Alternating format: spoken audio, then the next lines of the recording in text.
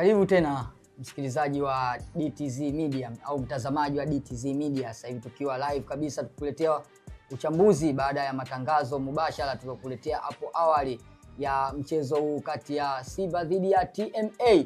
Na nikukumbushe tu mchezo ule ulikuwa ni raundi ya 32 na Simba wameweza kuibuka na ushindi wa magoli 3-0, magoli yaliyofungwa na Valentine Nouma pamoja na Lionel Ateba Mbida, ila lile moja akiwa amejifunga Sextus Sabilo. Endelea kufuatilia channel hii ya DTZ Media na kusubscribe na kutoa comment. Wewe ndo unatuweka mjini bwana, hatuwezi kukusahau. Kama nilivyokuambia, tukirejea tutaenda kuangalia uchambuzi taknifu, ni wapi walifeli TMA na Simba waliwini wapi, na je, Simba kuna vitu gani waongeze, kwa sababu tunaona wameshinda kwa magoli 3-0, ila kuna vitu au dhaifu ambao ulionekana ambao timu ya TMA waongeza kuutumia, basi wangepata chochote kitu.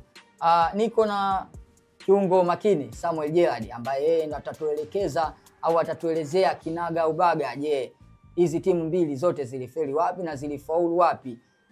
Kiungo makini. Naam. Inakuwaje? Fresh, mambo yanaenda kabisa. Tumeweza kuwaletea matangazo muda mfupi hapa watazamaji wa DTZ Media.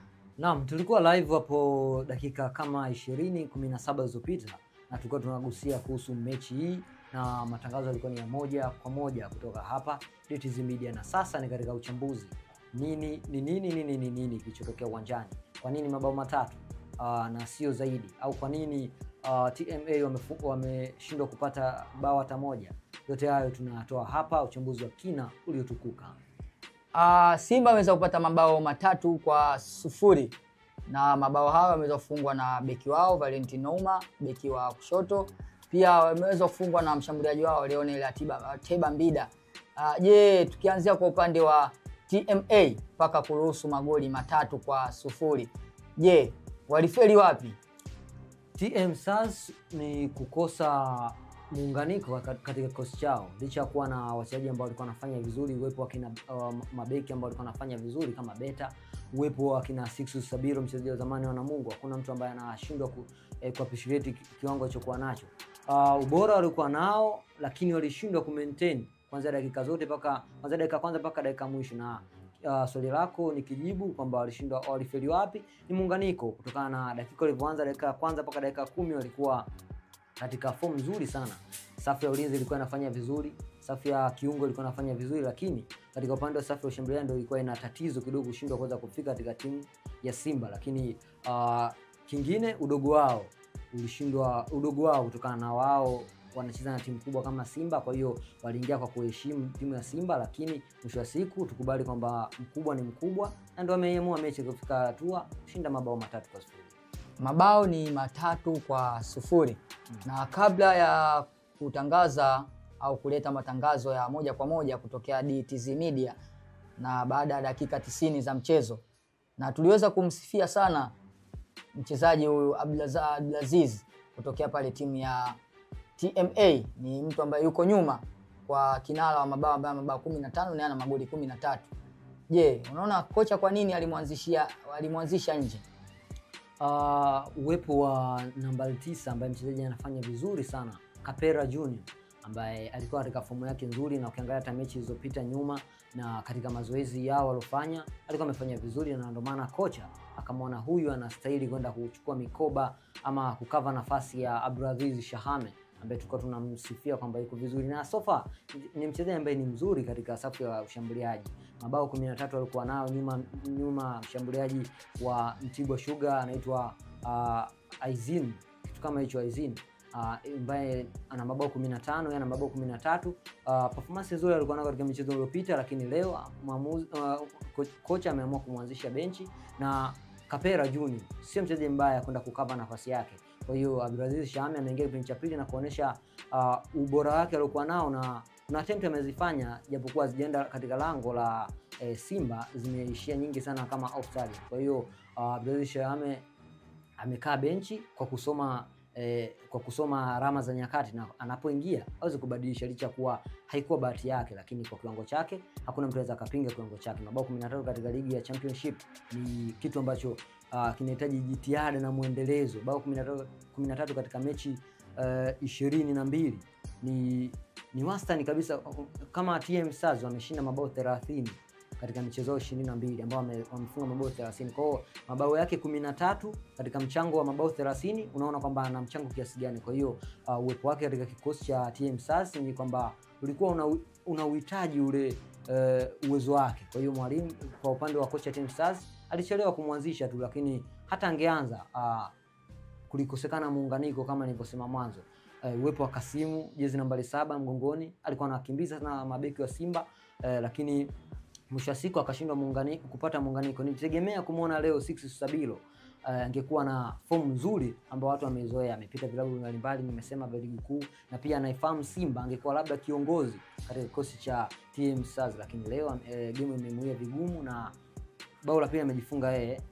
Kwa hiyo walishindwa kupata muunganiko licha kuwa na wachezaji wenye majina, mchezaji kama Silaji Juma, fullback left wa klabu ya TM Stars, ambaye amekuwa akipandisha mashambulizi kwa ustadi wa hali ya juu, licha kuwa end product inashindwa kupatikana nzuri, lakini muunganiko wa wachezaji mbalimbali umekosekana.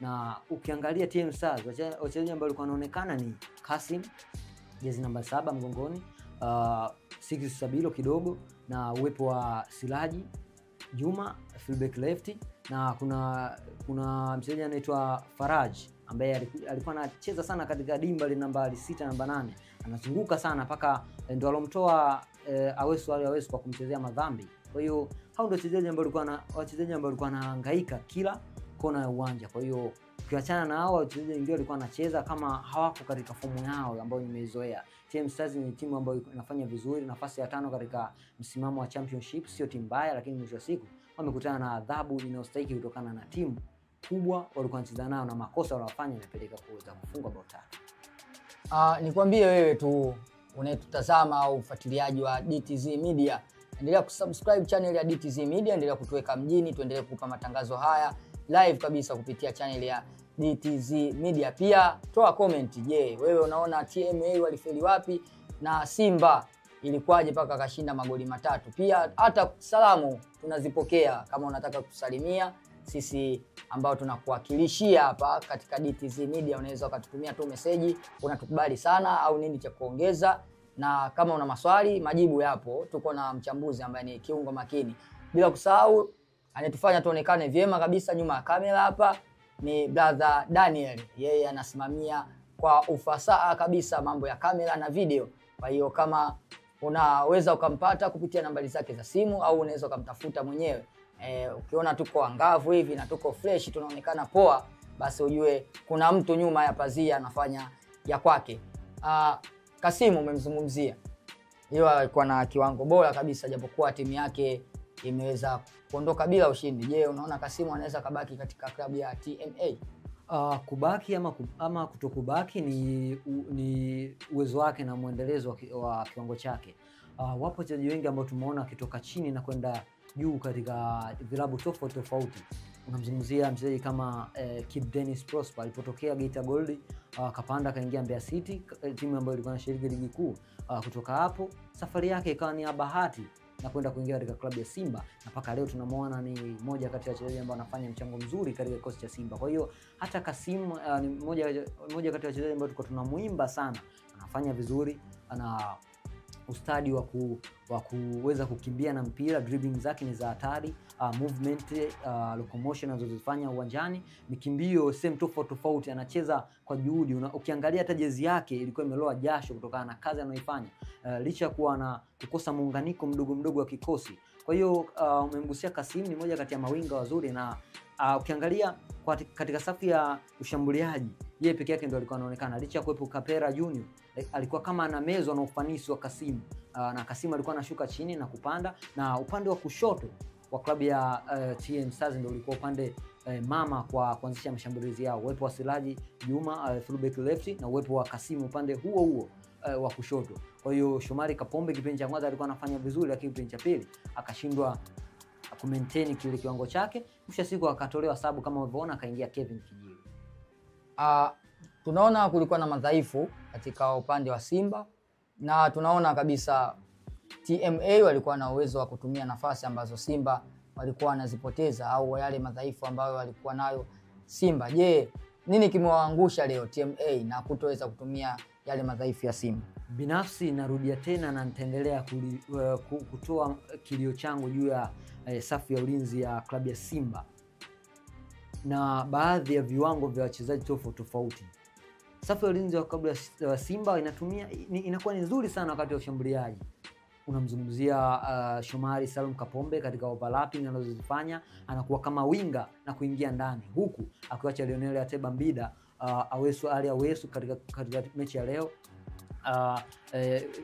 Chasambi pamoja na yule alikuwa Joshua Mutale Budo anaingia ndani, wanajaza umati wa watu katika boksi la mpinzani, lakini kipindi wanaenda wanajisahau nyuma, kuna watu wanapitisha mipira ambayo inaweza ikawa na athari katika timu yao. Makosa haya angalia Mohamed Hussein katika mechi dhidi ya Simba, kati ya Simba dhidi ya Azam aliyafanya. Anaenda mbele, anajikuta amechoka, anashindwa kurudi nyuma kwa wakati na kuweza kusababisha goli. Anafunga ilikuwa ni Zidane Seleli, ilikuwa ni mpira mrefu kutoka kwa Faisal Salum Feitoto. Kwa hiyo Simba Sports Club wanafanya vizuri katika overlapping, wanaenda kushambulia na wanatoa impact nzuri, lakini wanajisahau kurudi nyuma kwa wakati. Hivyo kama akipata timu ambayo itawa challenge vizuri katika kiasi cha kufanya mabeki wa twete wakienda mbele na kurudi wanakata pumzi, inaweza kusababisha kuweza kupata madhara ama timu kama Young African. Sio Yanga tu, makosa hayo ama madhaifu hayo tumeona katika mechi ya Azam FC. Simba wana overlap vizuri, wanafika mbele na wanashindwa kurudi nyuma kwa wakati, ama ile nguvu kubwa anayotumia kwenda mbele, anajikuta mtu kurudi nyuma anakuwa kama amechoka kutokana na nguvu anayotumika, na kupasa uwe na mapafu ya mbwa. Kwenda mbele na kurudi nyuma sio kitu kidogo brother, yani kiasi cha kwamba ukiwa unaenda mbele uhakikishe una tanki la kutosha kuweza kurudi nyuma, unafumuka jasho na kuweza kuimarisha timu yako. Ukienda kushambulia na uhakika na kurudi kuzuia kwa wakati. Kwa hiyo mafullback wa Simba upande wa kulia Shomari Kapombe na Mohamed Hussein wanafanya poa katika overlapping, lakini katika kurudi katika matukio wanachelewa sana. Ndio maana hata leo uwepo wa huyu Kasim tumemtaja pamoja na Siraji katika upande wa kushoto, wote wana kasi na wote walikuwa wanapanda kwa kasi kubwa sana, na hii ni baada ya kuona wanaongozwa bao 2-0. Kwa hiyo game ilimshinda. Chasambi anaamua kuingia kati akimwacha Shomari Kapombe akiwa anategemea atapanda kwenda mbele. Kapombe akipanda na sau nyuma kuna Kasim jezi nambari 7 ambaye alikuwa anafanya overlapping nzuri za kwenda mbele, na kwa movement zake alizokuwa nazo, speed aliyokuwa nayo, alikuwa anamchotesha bwana Shomari Kapombe. Mwisho siku anakuja kutolewa nje na kuingia huyu Kevin Kijili, lakini performance nzuri alikuwa nao kipindi cha kwanza ni tofauti na ile ya kipindi cha pili, kutokana na alibadilika sana kutokana na uwezo wa upande wa kushoto wa kushambulia kwa TM Stars. Turudi upande huo. Je, magoli matatu tunaweza tukasema ni golikipa au ni safu yake ya ulinzi ambayo ilikuwa iko vibaya siku ya leo? Ukiwa unaangalia goli la kwanza, goli la free kick lilofungwa na mchezaji fullback left wa klabu ya Simba ambaye ni Valentine Uma katika siku ya leo, pale utamsifu ubora na uwezo wa mshambuliaji, uwezo wa mpigaji. Amekaa vizuri, akaangalia ukuta umekaaje, akaamua akamwangalia pia kipa amekaa upande gani. Kipa katika upana wa goli lake amekaa mita, kwa sababu goli na mita 8, amepanga ukuta wa safu ya ulinzi wakiwa wachezaji wanne, ameacha mita wastani wa mita 4 katika wachezaji wanne, ameacha mita 4 ambazo yeye ndo amezikava peke yake.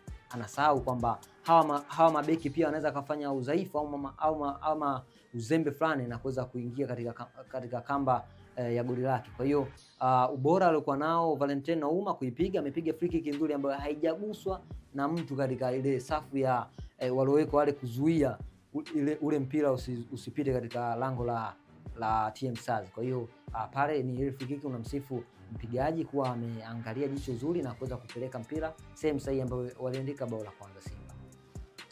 Tutoke hapo tuje upande wa klabu ya Simba Sports Club ambayo imeweza kuvuka na kwenda hatua inayofuata, na hatua inayofuata ni hatua ya 16 bora.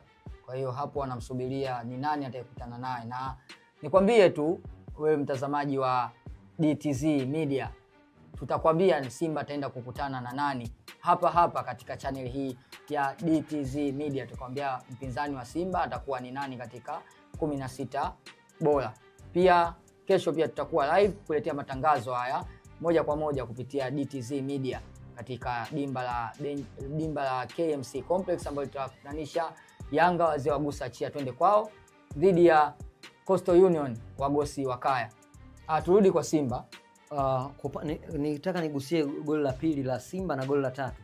Goli la pili la Simba ukiangalia ilikuwa ni movement, shambulizi kali ambayo ilifika katika lango la timu ya Msazi. Kilichotokea, yule ni mlinzi anaitwa Beta, jezi namba 4, akagusa mpira ukatoka akawa ni kona, ambapo alienda kuchukua alienda kuipiga kona. Ile ni Awesu akaianzisha kona fupi, ikamkuta Chasambe. Alichokifanya ni kuweka tu cross ndani, ambayo kwa isivyo bahati mpira ulikuwa na kasi kwanza, isivyo bahati kwa upande wa Sixtus Sabilo akagusa kidogo na kumpoteza maboya mlinda mlango anaitwa ni Mkapi, kitu kama hicho, ambaye alishindwa kuzuia mpira kwa ustadi wa juu, akawa amepotea na mpira ukaingia katika kamba ya mpinzani. Kwa hiyo ni kukosa ni Sixtus Sabilo aliojifunga ni Sixtus Sabilo, lakini golikipa anaitwa Ismaili Makapi ambaye alikuwa golini na kupoteza maboya na mchezaji wake ambaye ni Sixtus Sabilo. Na ukiangalia ile movement ya goli lilivyo, ni kama safu ya ulinzi ya klabu ya TM Stars haikuwa makini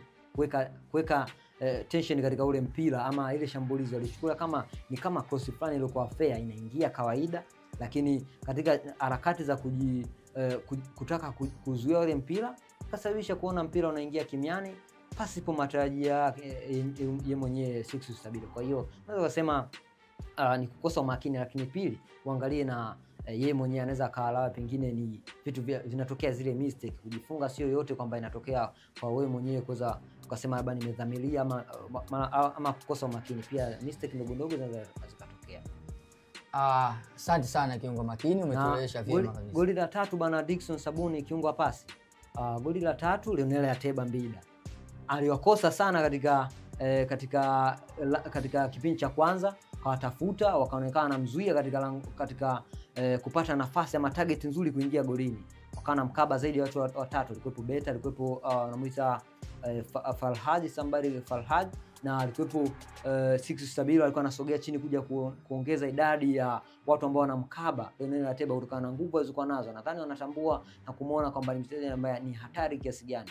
Mwisho wa siku kipindi cha kwanza akatafuta akashindwa kupata bao. Kipindi cha pili afanye nini zaidi ya kutia kamba katika kufunga goli katika kamba za TM Stars, baada ya cross nzuri kutoka kwa Kevin Kijili ambaye aliingia kuchukua nafasi ya Shomari Kapombe ambaye alishindwa kumaliza mchezo kutokana na pumzi ya moto alipumuliwa na safu ya ushambuliaji ya klabu ya TM Stars.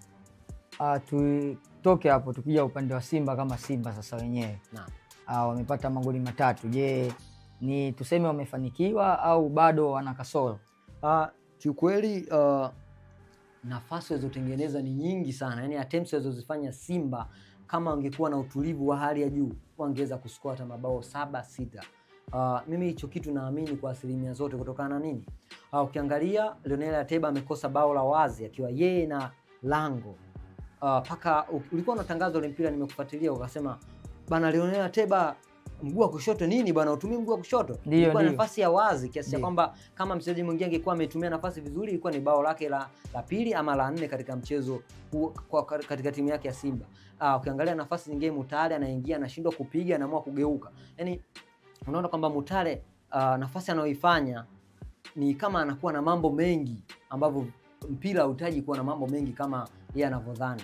Anapata mpira anaanza kukokota wa kwanza wa pili, anaingia katika boxi, nafasi ya kupiga golini ama kutoa pasi anaamua kugeuka na kuanza kutafuta mtu aliyepo nyuma yake. Kwa hiyo attempt nyingi amezifanya, na ndio katika mchezaji ambaye katika wachezaji wa Simba leo wote alioingia katika boxi kama attempt nyingi ni Joshua Mutale.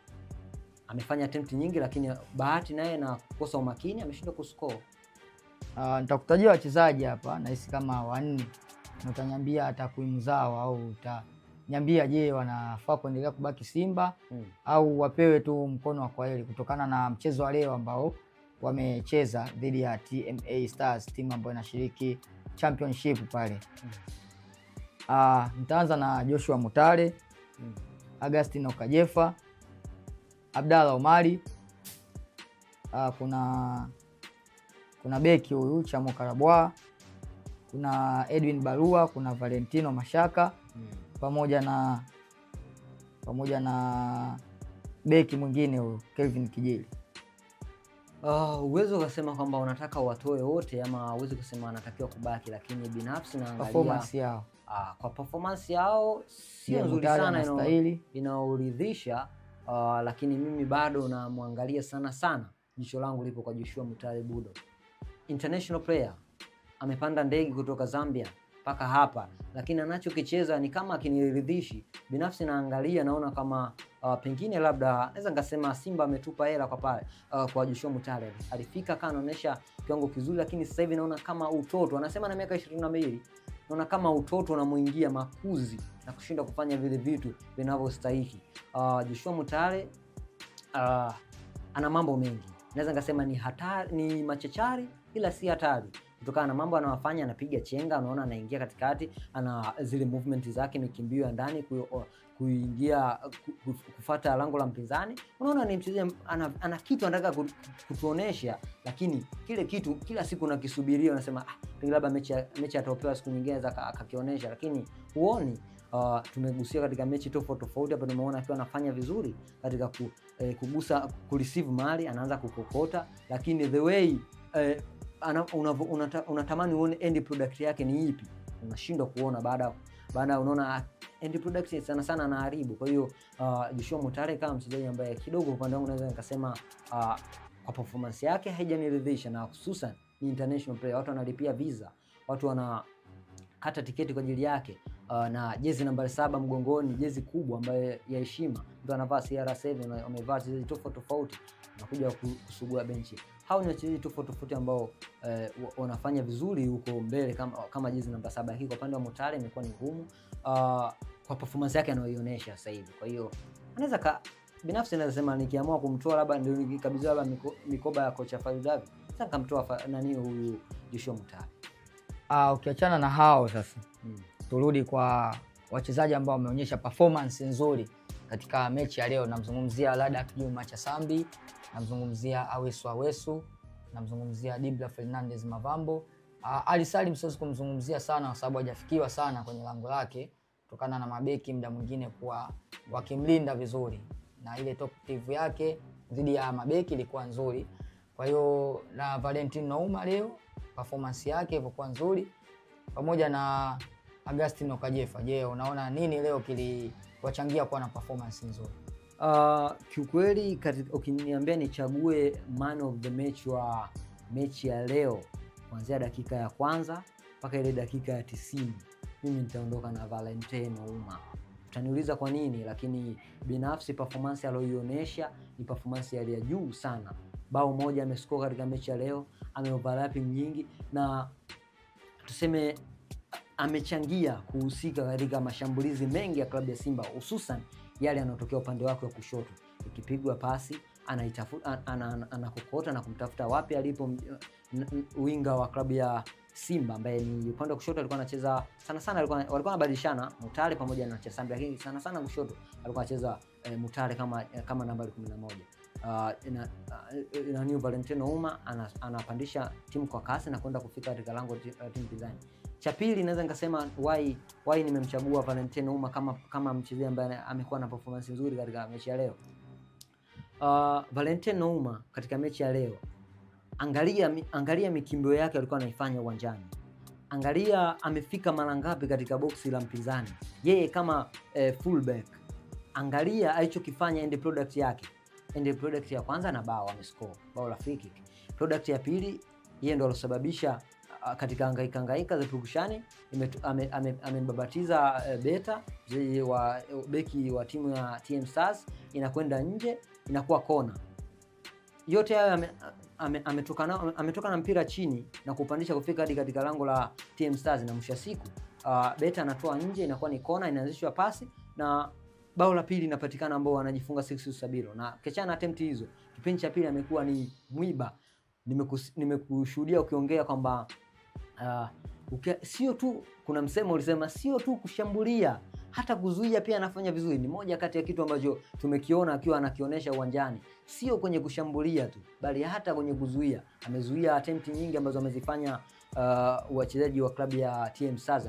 Amezuia nilikuwa namgusia Abdulaziz Shahame, mmoja kati ya wachezaji ambao walikuwa wanafanya vizuri sana katika mechi zilizopita, na performance yake hakuna mtu ambaye anapinga kiwango chake, lakini kazi kubwa amefanya Valentin Uma kumzuia, ambaye nilikuwa namuimba sana kwamba Abdulaziz Shahame ni moja kati ya wachezaji wazuri, wanafanya vizuri, ana mabao 13 katika mechi 22, na hakuna mchezaji wa Simba mwenye mabao 13. Kwa hiyo huyu ndio mchezaji wa hatari ama tishio kumchunga, lakini Valentin Uma amejifika uhalisia wa kufanya kazi yake na mwisho wa siku kutimiza majukumu yake kama mlinzi na pia majukumu yake kama mchezaji wa Simba. Tumalizie kwa mechi ulivyoiona na takwimu zilizokuwa zinaonyeshwa. Je, unahisi Simba wakija kukutana na timu nyingine katika hatua ya 16 bora, na sio kukutana na timu nyingine, yani au mechi kwa ujumla ulivyoiona, Simba walistahili kuondoka na ushindi? Binafsi walikuwa wanastahili kutokana na mashambulizi walikuwa wanafanya, mpira walikuwa wanaocheza, mmiliki wa mpira wamemiliki kwa 76%. So far ni asilimia nyingi sana, kiasi cha kwamba unaanza kumtafuta, je, TM Stars amemiliki mpira kwa asilimia ngapi? Unaangalia unaona ni asilimia ndogo sana. Unatafuta kwamba TM Stars amefanya kitu gani cha ziada, unaona kwamba sio ni tofauti sana na alichofanya Simba. Unatafuta TM Stars ameingia mara ngapi katika lango la Simba, unaona kwamba ni mara chache sana kuliko Simba. Simba katika kikosi cha leo ameonyesha kiwango kizuri, lakini hakijaniridhisha kusema huu ndio utakuwa muendelezo wao wa kuweza kufikia malengo. Lakini so far ni wapongeze wachezaji wote wa klabu zote mbili, wa klabu ya Simba pamoja na TM Stars kwa kufanya mechi ile kuwa na ladha. Hatujashuhudia kuona chujio, safu ya ulinzi zikiwa chujio zikipitisha mabao mengi. Na ukiangalia mabao yenyewe alofungwa ni mabao ambayo tuseme unamsifu uwezo wa mfungaji mwenyewe. Bao la mwisho la Leonel Ateba Mbida, cross nzuri kutoka kwa Kevin Kijili, anapiga kichwa free header Leonel Ateba Mbida, inamhangaisha mlinda mlango golikipa huyo wa TM Stars. Ukiangalia goli la kwanza ni free kick, goli la pili ambalo ilikuwa ni kama tuseme kutokutarajia kwa Sixtus Sabilo, kama anaweza akinyanyua mguu wake unaweza kaingia mpira golini, ama anaweza kufanya deflection mpira ukaingia golini. Kwa hiyo Simba ameonyesha kiwango kizuri katika mechi ya leo licha kuwa na madhaifu yao, lakini TM Stars walishindwa kuyatumia. Je, timu ambayo Simba atapangiwa nayo katika hatua ya 16 bora, je, kama itakuwa ni ngumu kwa Simba, je wanaweza wakapita au wanaweza wakafeli kwa hivi mchezo wa leo ulivyoangalia mpaka Simba apata goli 3-0? So far tukubali kwamba Simba ni timu bora, Simba ni timu kubwa na ina wachezaji wazuri. Siwezi nikasema kwamba inaweza ikazuiliwa moja kwa moja kutokana na mwalimu ameziacha silaha zake nyingi zikiwa benchi. Amechezesha leo, umeona kama wachezaji kama Omari, wachezaji ambao wametokea wamekaa sana benchi, sio first 11 ya kocha Fadlu Davis. Kwa hiyo ukiona kama ni mechi ngumu kama ulivyosema, ikifika ni wakati wa kucheza mechi ngumu, hapo wachezaji ambao wanaweza kufanya mechi kuwa laini, ambao ni kama kina Elie Mpanzo, sijamuona leo akicheza. Mchezaji kama Jean Cheza huwa ambaye ana mchango mkubwa katika kocha Simba, sijamuona leo akicheza. Golikipa Musa Pimpini Kamara, uwepo wa Chemalon Fondo katika safu ya ulinzi, uwepo wa Mohamed Hussein Shabalala, uwepo wa wachezaji kama Fabrice Luamba Ngoma, wachezaji ambao wote ukiangalia ni wachezaji ambao professional players ambao wanaweza kaiamua mechi kwa nafasi yoyote nyakati zozote. Japokuwa mpira unadunda, lakini naweza nikasema naipa nafasi kubwa Simba kuendelea kusonga mbele kutokana na kikosi chao na hatua hizi. Kuna timu ambazo wanakutana nazo sio timu kubwa sana, licha ya kuwa Simba wamekuwa na bahati mbaya tuseme, ama mwendelezo mbaya wa kutolewa na timu ndogo ndogo. Ameshatolewa na Green Warriors, ameshatolewa msimu uliopita, ametolewa na Mashujaa FC kipindi yupo katika ligi kuu. Katika raundi ya 16 msimu uliopita Simba ameishia. Misimu miwili nyuma kama sio mitatu alitolewa Mashujaa, ambapo ambapo Mashujaa alikuwa bado hajapanda katika ligi kuu. Unaona kwamba ni muendelezo kutolewa na timu ndogo ndogo katika hatua zile za mbali, hatua 16, hatua 32. Kwa hiyo siwezi nikasema moja kwa moja kwamba Simba anaweza akashinda katika mechi zinazofuata, lakini naiona inaweza kufanya vizuri katika michuano hii.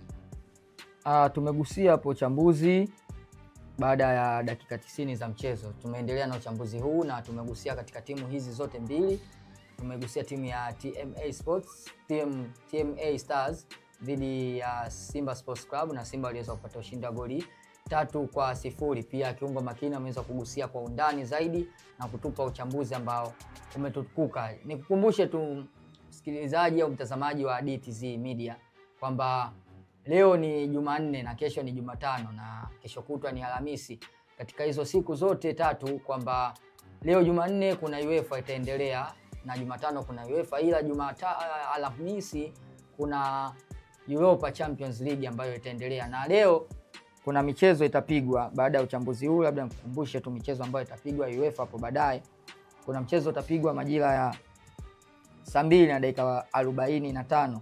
Mchezo utakutanisha Barcelona dhidi ya Benfica, na mchezo wa kwanza Barcelona aliweza kushinda kwa goli 1-0. Mchezo uliopigika kule katika dimba la Benfica, Barcelona akiwa ugenini. Mchezo wa leo utakuwaje hatujui. Saa 2:45, tafuta kibanda umiza popote kilipo, ufuatilie mchezo huu. Utawakutanisha Barcelona dhidi ya Benfica. Nikukumbushe tu hii ni hatua ya 16 bora ya UEFA. Mchezo mwingine utawakutanisha kati ya Bayern Leverkusen dhidi ya Bayern Munich. Mchezo wa kwanza kule Allianz Arena, Bayern Munich waliweza kupata ushindi wa magoli 3-0. Bwana Dickson Sabuni, moja kati ya mechi ngumu na kali katika hatua hii ya UEFA. Umegusia Barcelona na Benfica, ni moja kati ya mechi ngumu. Imagine katika dimba la Benfica Barcelona anapata ushindi wa bao 1-0, ambapo watu wengi walikuwa wanawekeza pengine uwepo wa kikosi bora cha Barcelona, wachezaji kama Lamine Yamal lakini Rafinha ambao ni wachezaji ambao ni wazuri kwa ukilinganisha na wachezaji wa Benfica, lakini Barcelona alipata ushindi wa bao 1-0. Anarejea akiwa nyumbani katika dimba la Nou Camp pale Barcelona, akiwa yeye kama mwenyeji. Sasa ana faida bao 1-0. Kwa hiyo pale anachokitaka yeye kama ushindi sawa, lakini sare pia atakuwa amefuzu. Kwa upande wa Bayern Leverkusen, mechi iliyopita wamepasuka wakiwa ugenini. Safari hii wapo nyumbani Bayern Leverkusen, hawatakuwa wanyonge, lakini mimi ninavyoona, nikisema nitoe ubashiri wangu, Leverkusen anaweza akashinda katika mchezo wa leo, lakini hawezi akafuzu. Asante sana. Huyo ni kiungo makini bwana, akiwa anatugusia na yeye katika UEFA, tujamwacha bali yuko taknifu kabisa. Na yeye tuambie bwana, kwenye UEFA hii Barcelona dhidi ya Benfica, nani ataondoka hapo na ushindi? Bayern Leverkusen dhidi ya Bayern Munich, nani ataondoka na ushindi na nani anaweza kasonga hatua inayofuata? Mechi nyingine itakutanisha Inter Milan dhidi ya Feyenoord, na Inter Milan mechi ya kwanza wakiwa kule ugenini Uholanzi waliweza kushinda kwa mabao 2-0. Hii ni timu ya kina Lautaro Martinez pamoja na Marcos Thuram. Na mechi nyingine ya kufungia wakina Taremi. Wachezaji wazuri ambao wanafanya na hapo nyumbani sasa safari hii. Imagine mechi iliyopita wakina Nicolas Barella. Naam. Wachezaji ambao wanafanya, Nicolas Barella ni mmoja kati ya wachezaji ambao wanafanya vizuri, na kama ukimwangalia akiwa ananyumbulika katika pitch, unasema wote huu ni bonge la player katika timu ya Inter Milan. Safi sana. Na mechi ya mwisho ni kati ya majogoo hatari, mabingwa msimu huu. Nikikwambia mabingwa msimu huu usiniulize kwa nini mabingwa msimu huu, ila kama sio bingwa utanitafuta. Hawa ni Liverpool, watakutana na Paris Saint-Germain ya pale Ufaransa, na mechi ya kwanza kule jijini Ufaransa Paris, Liverpool aliweza kuondoka na ushindi wa goli 1-0, na ukiangalia takwimu PSG ndo alikuwa anaongoza kwa kila kitu, lakini Liverpool kuondoka na ushindi 1-0. Leo yuko katika dimba la Anfield majira ya saa 5. Ni mechi ngumu sana bwana Dickson Sabuni. Ukiangalia mechi iliyopita bao moja limepatikana, na goli lilifungwa na Elliot, kijana mdogo. Bao moja alilopata lilikuwa ni on target moja ambayo ilizalisha bao hilo, kiasi cha kwamba unaangalia alikuwa nyuma kiasi gani. ameshindwa kufanya attempt, ambayo attempt yake moja ikawa ni on target na on target yake moja ikawa ni goli. Mechi hii ipo nyumbani katika uwanja wa Anfield pale England, akiwa mwenyeji. Kikosi chake cha wachezaji wake ambao wanafanya vizuri na safu yake ya ulinzi kidogo, naweza nikasema ni safu ambayo inafanya vizuri katika kuzuia. Pia PSG ni timu ambayo inafanya vizuri sana. Watu wachezaji kama wanamuita Dembele, Ousmane Dembele, wachezaji ambao wazuri sana, lakini wachezaji tofauti ambao wanafanya vizuri katika fomu ambayo ina muendelezo. Ni vijana wadogo sasa hivi, baada ya kuondoka kina Kylian Mbappe wamekuja vijana mayanki ambao wanatandaza soka safi, licha ya mechi iliyopita kutokupata bahati. Na tuseme kwamba UEFA msimu huu Liverpool imemwamkia vizuri sana. Kwa hiyo mechi hii naweza nikaiona ni mechi ngumu na haitakuwa na magoli mengi kivile kama watu wanavyobashiri kwamba itakuwa na magoli mengi, lakini kwangu mimi na itakuwa ni mechi ya kawaida ambayo itakuwa na mpishano mkubwa, na hususan kwa PSG akiwa anatamani kushambulia na kuona bao moja ni bao ambao ni la kawaida tu, kwamba anaweza kafanya shambulizi zake anaweza kupata bao. Kwa hiyo nitegemea kuona Liverpool akiwa anashambulia kwa kushtukiza na PSG wakiwa wanafanya attempt nyingi na mashambulizi mengi sana ambayo anaweza kapelekea kuweza kutafuta hata bao moja, ambao wakiona kwamba bao moja ni bao la kawaida tunaweza kapindua hata meza. Na hadi sasa hivi mtu ambaye tunaweza tukasema na uhakika ambaye ameshafuzu kwenda hatua inayofuata ni Arsenal ya pale England, ambao mechi yao ya kwanza alishinda goli 7-1 wakiwa kule Uholanzi kwa PSV.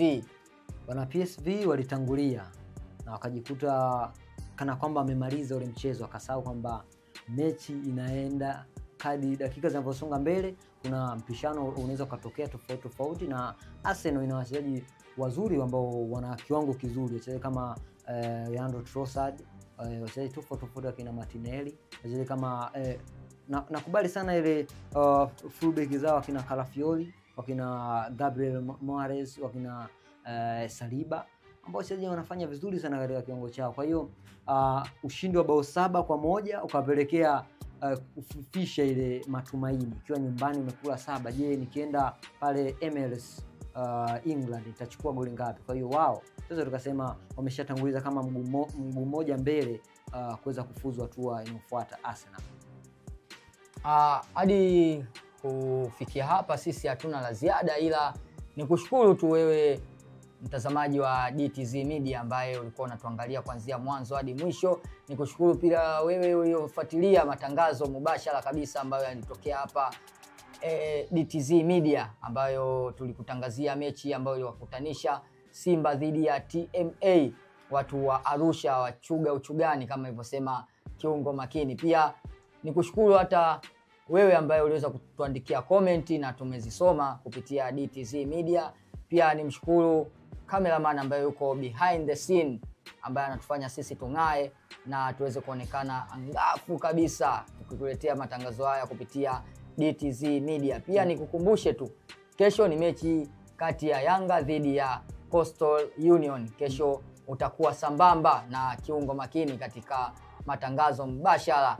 Nikwambie tu weka bando mapema ili kesho uje mapema, tutakuwa live kupitia DTZ Media kuanzia majira ya saa 7:30. Kwa hiyo tutakusubiria pale, sisi tutakuwa tuko mapema tunakusubiria wewe, au wewe unatakiwa uingie mapema na utusubirie sisi. Kwa hiyo lolote tutotokea ni vizuri, lakini endelea kufuatilia DTZ Media kwa matangazo mubashara ambayo hayana kipengele. DTZ Media no kipengele wewe nacho wewe mwenyewe ambaye huna bando. Mimi paka hapa sina la ziada. Jina langu ni Dickson Sabuni na nilikuwa na kiungo makini. Asante na karibu katika kipindi ambacho kinafuata cha hapo kesho. Shukrani.